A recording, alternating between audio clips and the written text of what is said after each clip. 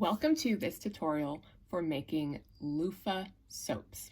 So this fall we had the fun activity of growing and processing these lovely loofah gourd sponges. And now we are making these into little soaps. So the first thing we want to do is assemble all of our ingredients. So obviously we've got these beautiful sponges. We need about one sponge for roughly a dozen soaps. You need your soap base.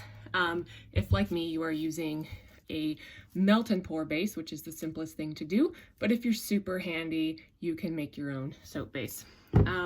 You need a silicone soap mold. Definitely want to go with silicone because you need it to be flexible when you're unmolding the soaps when they are finished and dry. Don't use something like a cupcake tin. You need whatever kinds of essential oils or botanicals you want to go in your soap. So herbal tea actually works pretty nicely. You want a spray bottle full of rubbing alcohol, very important. And you also want a clean and dry workstation. And you want two knives, a chef's knife and a serrated knife. And then I'm trying something a little bit different this time, and I'm going to be using a meat tenderizer for one of the steps. Before you start getting the sponges ready, you want to get a double boiler going on your stove. So it's the same setup that you use for temperature sensitive cooking, like chocolate and things like that. So you have a small saucepan with a few inches of water in it. You get it simmering on the stove and put a large bowl, heat-proof bowl, on top of the pan, like so. Next, we slice the gourds into roughly 1-inch slices. I usually just take off this slightly tapered bit at the end. And I have found that a serrated bread knife is the most efficient tool, though I've seen other people use scissors for this step.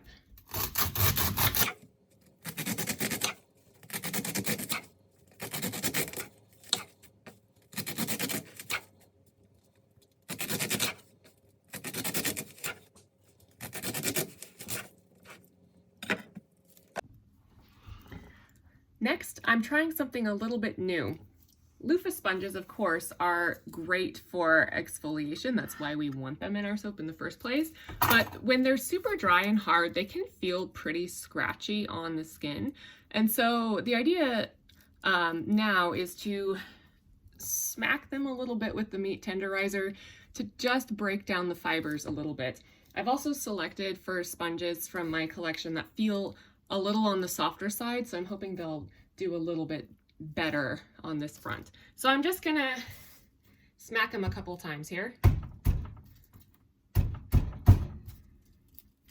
Yeah, that seems to kind of just break the fibers ever so slightly, and I'm hoping that that will give us just a slightly softer feel on the skin while still doing a good job exfoliating.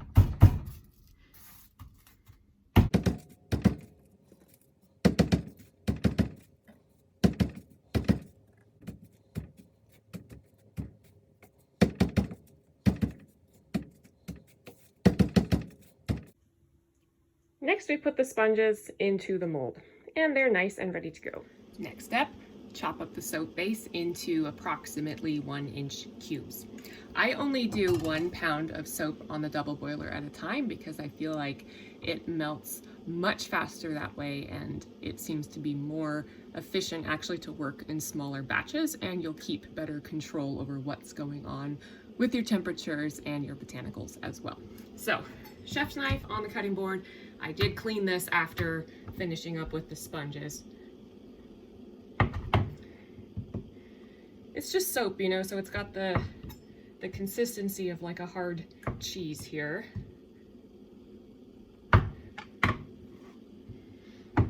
And we're just gonna go into little bits and pieces here.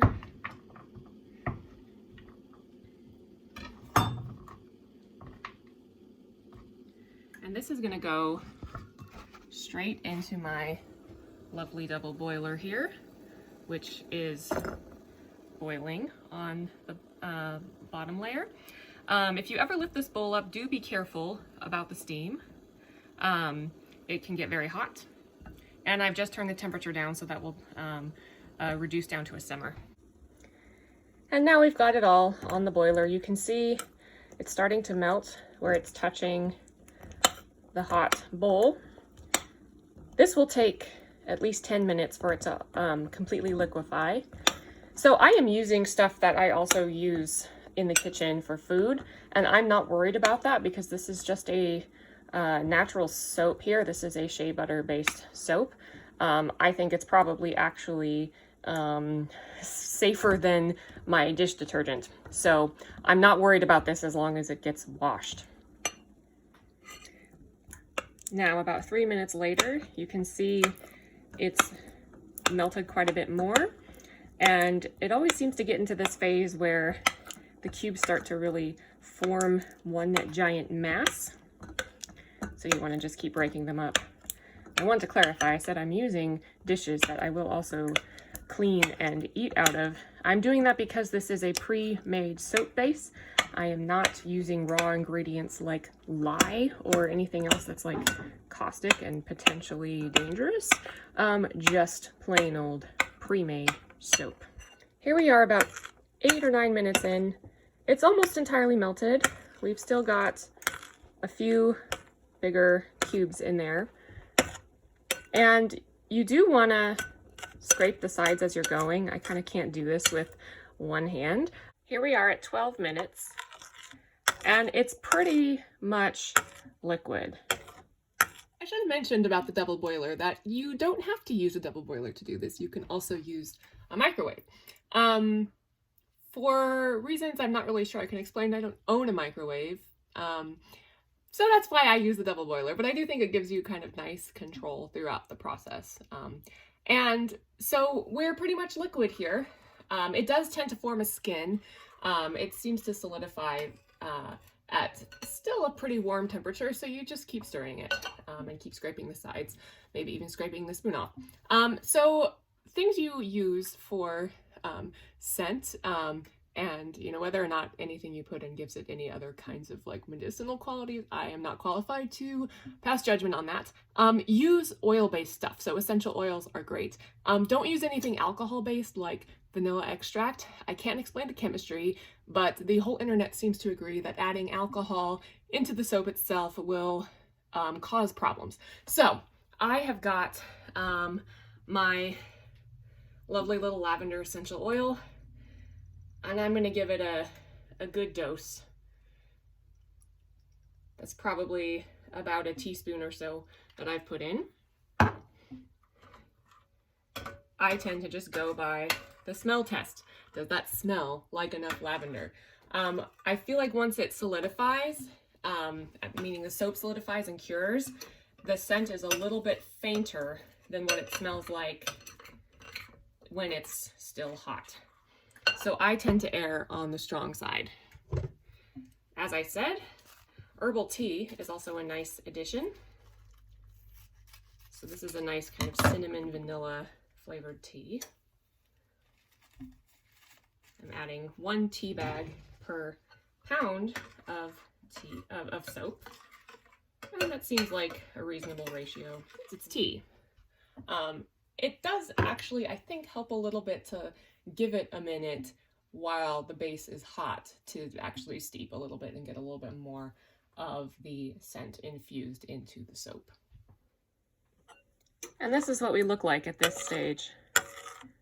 Pretty solidly liquid. No pun intended, I guess. And we've got some nice tea floating around. I like the aesthetic that we've got here with the speckles. And it's been in here for about a minute or two, so I think we're ready to pour it into the mold. I like to bring the mold to the double boiler for safety's sake, though you want to be aware that you can't really move this for about an hour or so, or at least you don't want to move it for about an hour or so after you pour it, because this is flimsy and you don't want to be spilling your soap before it has properly cured.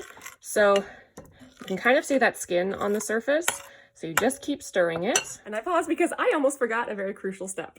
You want to spray your sponges with the alcohol before you pour the soap on. So in some kind of chemistry mystery that, again, I don't totally understand, spraying alcohol onto the sponges is good. Alcohol in the soap base itself, bad. Again, the whole internet agrees on this, so hopefully, you know, that's correct.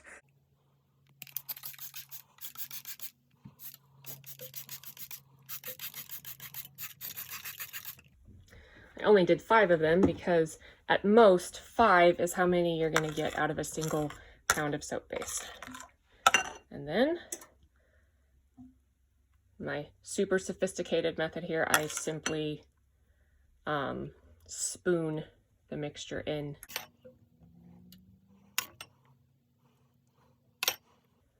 And I recommend trying to cover the sponge with soap base completely, though it will float a little bit. So I almost forgot one more crucial step, and that is after you've poured the soap into the molds, you want to spray the top of it with the alcohol. I forgot because of my special helper here who joined me shortly after I finished filming the last little bit. So that actually helps get bubbles out of the surface of the soap, and as you spray it, you can see the bubbles kind of disappear. These soaps have now been sitting and curing for about 24 hours, and that's about how long you want to give them to make sure they're nice and solid. So, and they're ready to be unmolded. So again, this is why we want the silicone mold and not something else, because they come out nice and easily. And here we have it. Lovely loofah soap, built-in exfoliation.